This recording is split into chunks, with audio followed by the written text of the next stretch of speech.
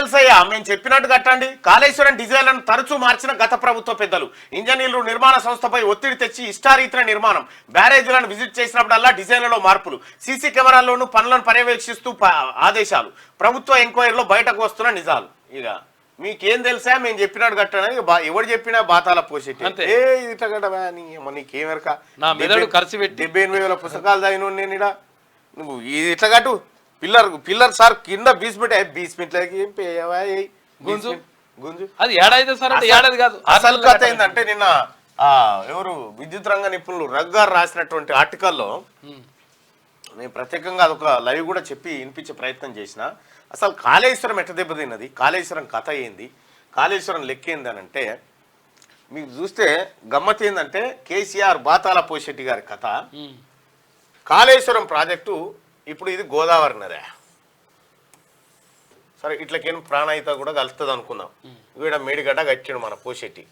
ఈ మేడిగడ్డ ఉంది కదా, ఈ బేస్ ఇదే మహారాష్ట్ర, ఇది తెలంగాణ.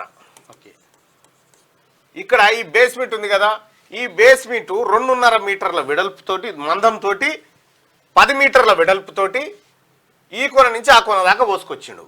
అయితే ఇది ఎక్కడ ఏం చేయాలంటే ఈ బేస్మెంట్ ఎక్కడి నుంచి స్టార్ట్ కావాలంటే ఈ ఇసుక రేణువులు ఉంటాయి కదా, ఇసుక కాకుండా ఎక్కడైతే గట్టిగా ఉంటుందో ఆ గట్టిగా ఉన్న ప్రదేశం నుంచి బెడ్ పోసుక రావాలి. కానీ బాతాల పోషెట్టి గారు ఆ పని చేయలే. హెగ్గదంతా ఎందుకు రా, జల్దీ నడిచిపోవాలని చెప్పి వీడికని స్టార్ట్ చేసి ఇదంతా ఉసుకేనే కింద. అయితే ఏమైంది, అయితే దీని తర్వాత కూడా ఇంకొకటి సపరేట్ గా 10 మీటర్లు ఈ బెడ్ తర్వాత ఒక 10 మీటర్లు ఇగో ఇట్లుంటాయి అన్నట్టు 10 మీటర్లు వాల్ కడతారు. వాలు తర్వాత దానికి రౌండ్ పిల్లర్లు వేసి దీని కింద ఇసుక కొట్టుకపోకుండా 10 మీటర్లు కట్టాలి. అయితే మొన్న ఏమైందంటే ఈ 10 మీటర్లదే పలుగులు వచ్చి ఇందులోకి నీళ్లు పోయి ఇసుక అవతలకి వెళ్ళిపోయి పిల్లలు దశకిపోయినాయి అన్నట్టు. ఇది జరిగినటువంటి లెక్క. ఇది జరిగిన మాట ఇది ఎప్పుడు అక్టోబర్లోనే తెలుసు. కేసీఆర్ ముఖ్యమంత్రి ఉన్నప్పుడు తెలుసు ఇది ఇట్లా అయిందని. 2019లోనే దీనికి సంబంధించినటువంటి ఆనవాళ్ళు బయటకు వచ్చినాయి. దీని క్యాన్సర్ లక్షణాలు బయటకు వచ్చినాయి, ఉండరానాతోటి కాదని. అప్పటికి దాన్ని మసిఊసి మారేడుకాయ చేసిండు. అది బీకిందా. ఇప్పుడు మేడిగడ్డ కాళేశ్వరానికి సంబంధించి మేడిగడ్డ 4 పిల్లలు కూల్చితే అయిపోయానా అంటాడు. అయ్యా మేడిగడ్డలో 8 బ్లాకులు ఉంటే ఒక్క బ్లాక్ 12 పిల్లలు ఉంటాయి. 12 పిల్లలు. ఈ 7వ బ్లాక్ లో మొన్న కూల్ని ఏది దశకితే మరి మిగతా బ్లాకులు బాగానే ఉన్నాయి అంటుండు. మిగతా బ్లాకులు విడిపోయి ఉండొచ్చు కానీ బేస్మెంట్ అంత ఒకటే కదా. ఇగో ఇది కథ. దీంతో మొత్తం వచ్చింది మోసం. ఇప్పుడు ఈ 7వ బ్లాక్ లో ఉన్నటువంటి పిల్లలను కనుక తీసేసి దశకిన పిల్లలను తీసేసి కొత్త వేయాలంటే వీటిని బాంబులు పెట్టి పేల్చాలి. ఒక ఆప్షన్. బాంబులు పెట్టి పేలిస్తే తతిమే వలిగిపోతాయి. లేకపోతే దీన్ని డైమండ్ కటింగ్ అంటారు. డైమండ్ కటింగ్ చేసి డైమండ్ కటింగ్ ద్వారా తొలగించాలి. అది ఇప్పుడు అయ్యే పని కాదు. ఇగో ఇది మేడిగడ్డ కథ. ఇక రెండోది మల్లన్న సాగర్.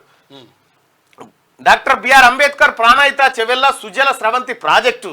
ఆ ప్రాజెక్టు ద్వారా మల్లన్న సాగర్ దగ్గరలో 1.5 టీఎంసీల సామర్థ్యంతో ఒక రిజర్వాయర్ కట్టాలని ఆ ప్రతిపాదనలో ఉండే. కానీ మన బాతాల పోషెట్టి గారు ఏం చేసిండు, ఈ మల్లన్న సాగర్ను 50 టీఎంసీలు చేసిండు. 50 టీఎంసీల రిజర్వాయర్ చేసి ఓ 22 కిలోమీటర్ల కట్ట 50 టీఎంసీల రిజర్వాయర్ చేస్తే వాస్తవానికి ఏమైందంటే మల్లన్న సాగర్ ఇట్లా కట్టింది కదా, మల్లన్న సాగర్ ఉన్నటువంటి ఈ అడుగు ఉంది కదా, ఈ అడుగులో 3 పొరలు, 3 భూకంపం రావడానికి ఆస్కారం ఉన్నటువంటి 3 పొరలు ఉన్నాయి. భూకంపం రావడానికి ఆస్కారం ఉన్న 3 పొరలు ఉన్నాయి ఇక్కడ. ఈ పొరలకు సంబంధించిన ఎలాంటి ఎంక్వైరీ లేకపోతే ఆ టెస్టింగ్ కూడా జరగకుండా కట్టిపారేసిండు. వాస్తవానికి ఇప్పుడు ఎంత నీరుంది, 50 టీఎంసీలు కదా మల్లన్న సాగరు. ఇప్పుడు ఉన్నది 10.5 టీఎంసీలు మాత్రమే ఉన్నది. ఒకవేళ ఈ 10.5 టీఎంసీల కంటే ఎక్కువ కనుక నింపితే ఈ మల్లన్న సాగర్ ప్రమాదంలో పడే అవకాశం ఉంది. 50 టీఎంసీలు కూడా 50 టీఎంసీలు అయితే కథమే, మన దాన అన్ని ప్రాణ నష్టాలు జరుగుతాయి. ఇగో ఇది నిపుణులు హెచ్చరిస్తా ఉంది. ఇది నేషనల్ డ్యామ్ సేఫ్టీ అథారిటీ వాళ్ళు చెప్తున్నటువంటి మాట. ఇదే విషయాన్ని గతంలో కంచెల రగ్గారు అనేక మార్లు పుస్తక రూపంలో తీసుకొచ్చి దీని టెక్నికల్ పాయింట్స్ అన్ని పెడితే మన బాతాల పోషెట్టి గారు నవ్వి సపరేట్ కూకుండు నాకు నచ్చింది చేసుకుంటా పోతాను. ఇగో ఇది కాళేశ్వరం కథ. ఇప్పుడు మనం ఇల్లు కట్టుకుంటే కథ కనీసం పిల్లర్లు ఎక్కడ గట్టిగా వస్తే గట్టిగా వచ్చేదాకా మనం తవ్వుతాం కదా, ఆ తవ్వకుంటే వేసేసి. ఇంకేమంటాడు బాతాల పోసెట్టి, మేడిగడ్డ ఒక్కటి కుంగితే మొత్తం కాళేశ్వరమే కథమైందని చెప్తారేమో. కాళేశ్వరం అంటే ఏందా, ఎన్ని రిజర్వాయర్లు, ఎన్ని సబ్ స్టేషన్లు, ఎన్ని కాలువలు, ఎంత భూగర్భ సొరంగాలు అని చెప్తా ఉన్నాడు. అయ్యా కాళేశ్వరం మొత్తం నుంచి తెలంగాణకు ఎత్తే నీళ్ళని 215 టీఎంసీలు. ఒక్క మేడిగడ్డ నుంచే 195 టీఎంసీలు ఎత్తాలి. అంటే ఇది గుండెకాయ. ఈ గుండెకాయ గుస్కుపాయ అంటే ఏమంటుండే, గుండె ఆగిపోతే ఏమైతుందంటే ఒకటే చేతులు కేసీఆర్ దందా బిజినెస్ ఎట్లుంటది అంటే అంటార్కిటికా ఖండంలో కూడా ఏసీలు అమ్ముతాడు. చల్లగుండి మంచి గడ్డలు కడతాయి, ఆడ కూడా ఏసీల బిజినెస్ చేస్తా ఉన్నా. తెలంగాణ రేపు పొద్దుగా డెవలప్ అవుతుంది, కూలింగ్ బాగా అవుతుంది అట్లా చెప్తాడు. గది కథ సార్ది. ఒక గుండె ఆగిపోతే ఏమైతుంది, శరీరంలో మస్తుగా ఉన్నాయి, భాగాలు ఉన్నాయి, మంచిగా ఉన్నాయి అట్లా అంటాడే. గుండె ఆగిపోయినాక ఉంటుందా ఇంకా. ఇగో ఇది కథ. కాళేశ్వరం అక్రమాలపై ప్రభుత్వం చేపట్టిన ఎంక్వైరీలో సంచలన విషయాలు వెలుగులోకి వస్తున్నాయి. కాళేశ్వరం డిజైన్లను గత ప్రభుత్వ పెద్దలు తరచూ మార్చారని, తాము చెప్పినట్టు బ్యారేజీలను నిర్మించాలని అటు ఇంజనీర్లు ఇటు నిర్మాణ సంస్థపై ఒత్తిడి తెచ్చారని విచారణలో తేలినట్టు తెలిసింది. ఏదైనా పని అయ్యేందుకు ఏడాది పడుతుందని నిర్మాణ సంస్థ ఇంజనీర్లు చెప్తే అలా ఎందుకు చేయడం, ఇలా చేస్తే 6 నెలల్లోపే పూర్తవుతుంది కదా, మీకేం తెలుసా, మేము చెప్పినట్టు చేయండి, ఏం కాదు అంటూ శాస్త్రీయంగా కట్టాల్సిన బ్యారేజీలను ఇష్టారీతిన నిర్మించేలా బలవంతం చేసినట్టు విచారణలో వెల్లడైందని సమాచారం. మేడిగడ్డ, సుందిల్ల, అన్నారం బ్యారేజీల నిర్మాణం కొనసాగుతున్న టైంలో అప్పటి ప్రభుత్వ పెద్దలు తరచూ అక్కడికి వెళ్లి బాతాల పోసెట్టి మేడిగడ్డ సందర్శన, దాని మీద హెలికాప్టర్లో పోయి ఇంకా మేడిగడ్డ కాడున్నటువంటి సీసీ కెమెరాలు ఈయన ప్రగతి భవన్లా డైరెక్ట్ అక్కడ ఏం పని జరుగుతుంది, ఏం కథ అనేది టైంలో అప్పటి ప్రభుత్వ పెద్దలు తరచూ అక్కడికి వెళ్లి పనులను పర్యవేక్షించారు. ఈ క్రమంలో వెళ్ళినప్పుడల్లా డిజైన్ లో మార్పులు చేశారు. అంతేకాకుండా బ్యారేజీల దగ్గర సీసీ కెమెరాలు ఏర్పాటు చేసి నిరంతరం పనులను మానిటర్ చేసిండు.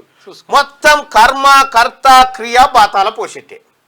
మేడిగడ్డ సర్వనాశనానికి, తెలంగాణ అప్పుల్లో కూరుకపోవడానికి, ప్రతి తలకు 1,25,000 రూపాయల అప్పు జమ కావడానికి, భవిష్యత్ తరంలో మొత్తం అప్పులు కట్టేందుకే ఓ తరం పుట్టాల్సిన పరిస్థితి వచ్చింది. ఇగో దీనికి అంతటి కారణం బాతాల పోషెట్టి.